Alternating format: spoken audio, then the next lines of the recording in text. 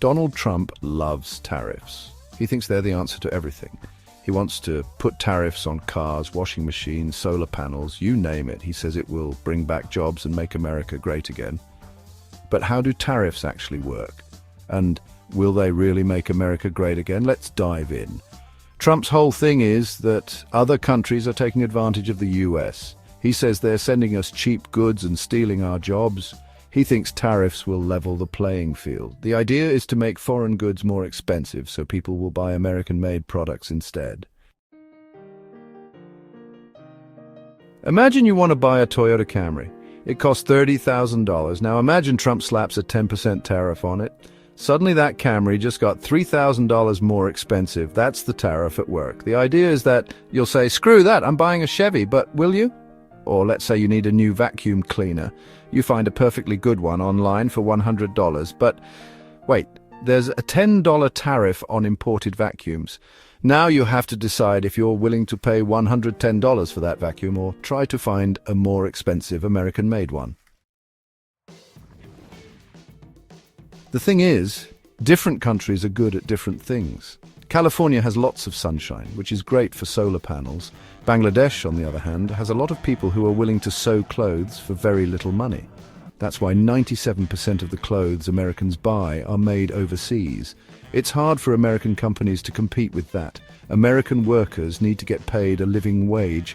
They have things like healthcare and safety regulations. So Trump thinks tariffs will even things out, but will they?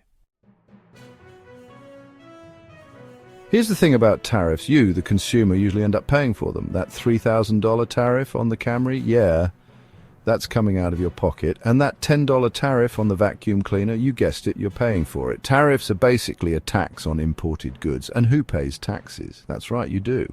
So, while Trump might say tariffs are designed to punish other countries, it's often American consumers who feel the pinch.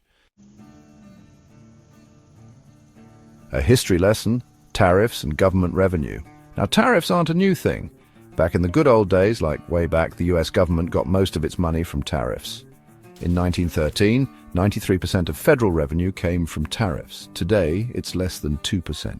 The government has found other ways to get your money, but Trump thinks we should go back to the future and make tariffs great again. He wants to use that tariff money to pay for tax cuts and reduce the national debt. Biden versus Trump, a tale of two tariffs. Now, it's not like Biden is anti-tariff. He's put tariffs on some Chinese goods. But Trump's tariffs are on a whole other level.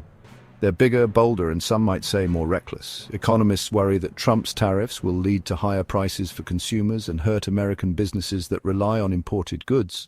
They also worry about a trade war where other countries retaliate with their own tariffs. The congressional conundrum: can tariffs pass the test? The good news is Trump can't just impose tariffs willy-nilly. He needs Congress to approve them. And while Republicans control both the House and Senate, there's no guarantee they'll rubber stamp everything Trump wants. Some Republicans are worried about the impact of tariffs on their constituents. Others are concerned about the potential for a trade war. So while Trump might want to build a wall of tariffs, Congress might just build him a fence. The pros and cons, weighing the impact of tariffs. So, are tariffs good or bad? It's complicated. Supporters say they protect American jobs and businesses from foreign competition. They argue that tariffs can help reduce the trade deficit and bring back manufacturing jobs to the United States. Opponents argue that tariffs raise prices for consumers, hurt American businesses that rely on imports, and lead to retaliation from other countries. They argue that tariffs are essentially a tax on American consumers and that they harm economic growth. In conclusion, a tariff tightrope.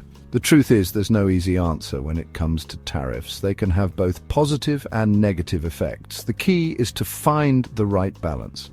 Trump seems to think that balance involves a lot of tariffs. Whether that's good for America or not, well, that's a whole other story.